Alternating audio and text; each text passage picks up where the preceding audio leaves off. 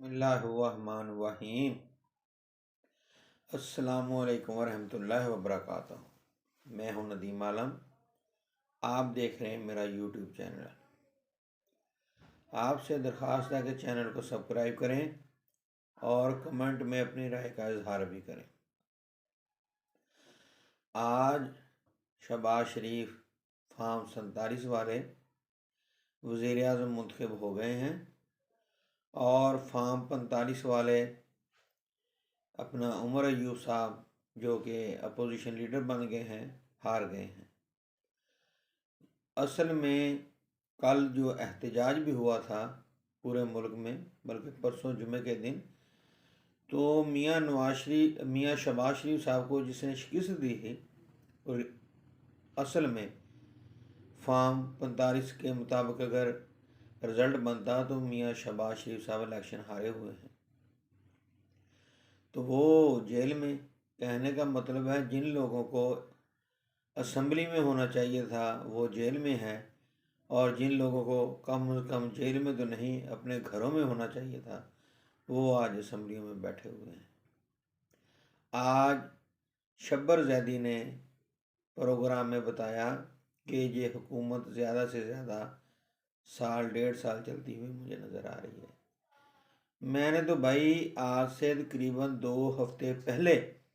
جو اپنا ولا کیا تھا کہ 16 ماہ بعد دوبارہ الیکشن ہوں گے اور پنجاب کی آواز گو نواز گو، پہلے ہی بتا دیا تھا کہ یہ حکومت مجھے 1.5 سال سے زیادہ چلتے ہوئے نظر نہیں آ رہی۔ جیسے کہ میں نے الیکشن سے پہلے اپنے تجزیے میں بتایا تھا کہ مسلم لیگ نون اس دفعہ مجھے تیسرے نمبر پر دکھائی دے رہی ہے الیکشن میں، لیکن اب تو یہ فارم 47 والا مسئلہ بن گیا نا، کہ جس کی ہمیں نہ سمجھ تھی نہ ہی یہ سوچ تھی کسی کی بھی ایسے بھی ہو سکتا ہے، کہ جو کہ کبھی بھی نہیں ہوا کہ اتنے بڑے پیمانے پہ دھاندلی، اور جس کا سب سے بڑا ثبوت یہ ہے کہ جو ہر بات پہ کہتے ہیں کہ فلان قانون کی خلاف ورزی، یہ ہو گیا وہ ہو گیا، تو بھائی صدر صاحب نے یہ نہیں کیا تو قانون کی خلاف ورزی ہوگی، عین کی خلاف ورزی ہوگی، اجلاس نہیں بلایا۔ تو ان سے پوچھے کہ فارم 45 ابھی تک اپلوڈ کیوں نہیں کیے انہوں نے اپنی ویب سائٹ پہ، الیکشن کمیشن نے، کیونکہ اوریجنل جو فارم 45 ہیں اب تو ہر امیدوار کے پاس ہے، چاہے کوئی ہارا ہے چاہے جیتا ہے، تو یہ کس طرح اپلوڈ کر سکتے ہیں کہ ایک نیا سلسلہ شروع ہو جائے گا۔ تو جس طرح کے یہ اب الیکشن ہو رہے ہیں اور صدر کے الیکشن ہوں گے، اور پی ٹی آئی کو جہاں سنی اتحاد کونسل کو اضافی جو نشستیں نہیں دی، یہ نامکمل جو ہے ایوان ہے، یہ کسی بھی وقت سپریم کورٹ کی بھینٹ چڑھ سکتا ہے، اور یہ تمام الیکشن کالعدم بھی ہو سکتے ہیں۔ تو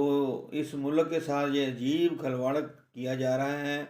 اور یہ جو لفافہ صحافی ہیں پھر کہتے ہیں کہ اصل میں یہ صحافی جو ہیں زرد صحافت کے لمبردار ہیں، منیب فاروق صاحب ہیں، اپنا الیاس صاحب ہیں، حسن ایوب ہیں، تو یہ تو صحافت کے نام پر ایک کلنک بن گئے ہیں۔ آگے تجزیہ اپنا عجیب ان کا کہ یہ حکومت چلے گی، بھی کہاں سے حکومت چلے گی؟ نہ انہیں ملکی سپورٹ ملے گی، نہ بیرون ملک سے سپورٹ ملے گی، یہ حکومت کس طرح چل جائے گی؟ تو اسٹیبلشمنٹ کو بھی اب ہماری کو سوچنا چاہیے کہ میں ذاتی طور پر بہت رنجیدہ ہوں، کیونکہ ہماری جو کہیں بھی مشکل حالات آئیں تو جیسے بھی ہیں ہماری یہ فوجی بھائی ہیں، اب خیبر پختونخوا میں دیکھ لیں سیلاب آیا ہے، اور ملک میں جہاں پر بھی تباہ کاریاں ہوں سب سے آگے ہوتے ہیں، اور جس طرح دہشت گردی کو انہوں نے روکا، تو ہماری فوج تو بہت ہی سمجھ لے کہ جو جوان ہیں ملک پر جان قربان کرنے والے ہیں، لیکن اب ان کو یہ فیصلہ کرنا پڑے گا کم از کم سیاست میں، جو کہ فرضی طور پر انہوں نے کہا تھا کہ اب مداخلت نہیں کریں گے، تو سیاست میں واقعی اب یہ ان کو سمجھ لے کہ نیوٹرل کی پوزیشن اپنانی چاہیے، اور اچھا فیصلہ ہوتا اگر اس طرح بھونڈے انداز میں مجبور کر کے فیصلے عوام نے جو کیا تھا اس کو مانتے تو ان کا بھی قد بڑھ جانا تھا۔ اب آنے والا جو آرمی چیف ہے میری نظر میں وہ اس کے لیے بہت ہی مشکلات ہوں گی، اور وہ عوام میں اپنے آپ کو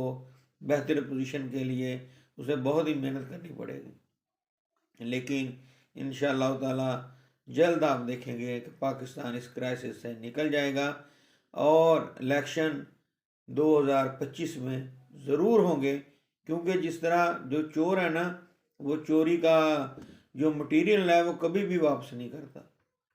وہ جرمانہ بھر لیتا ہے۔ اسی طرح اب ہمارے ان لوگوں نے جس طرح یہ فارم 47 بنائے ہیں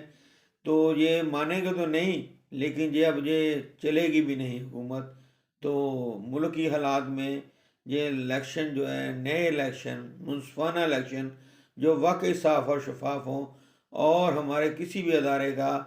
کسی پر بھی کوئی سمجھے کہ گڈ بک میں کوئی بھی امیدوار نہ ہو، اور عوام کو فیصلہ کرنے دیں۔ عوام کا ہی جو فیصلہ ہے وہی بہتری لائے گا، نہ کہ اپنی جانب سے کوئی چیزیں تھوپی جائیں گی۔ تو انشاءاللہ تعالی جلد پاکستان، میری دعا ہے کہ اس کرائسس سے نکل جائے گا، اور یہ جو 9 مئی کا آج اپنا میاں شہباز شریف نے شوشہ چھوڑا ہے پھر کہ انہیں سزا ملے گی، بھئی پہلے چوروں ڈاکو اپنے آپ کو تو سزا دلوا لو۔ آپ جو وزیر اعظم ہی نہیں ہیں اصولی طور پر، اور باتیں ایسے کر رہے ہیں جیسے پتہ نہیں کیا ہے۔ تو 9 مئی کا جو واقعہ ہے تو اس کی تو ہم پہلے ہی کہتے ہیں کہ تحقیقات ہونی چاہیے، اور پی ٹی آئی نے بھی کہہ دیا کہ اس کی جو وزیر اعلیٰ ہے علی مین گنڈا پور کی، اس کی جوڈیشل انکوائری ہونی چاہیے، اور پتہ چلے کہ اس کا بینیفیشری کون ہے 9 مئی کے واقعے کا۔ اور جی ایچ کیو میں اور کور کمانڈر میں جن لوگوں نے سی سی ٹی وی غائب کی ہیں اصل میں وہ لوگ ہی اس سارے عمل میں ملوث نکلیں گے انشاءاللہ تعالیٰ۔ آپ دیکھیں گے کہ یہ راز ہے نا، یہ راز بھی ایک نہ ایک دن اگل آئے گا انشاءاللہ تعالیٰ۔ آج کے لیے اتنا ہی، آپ کا بہت بہت شکریہ۔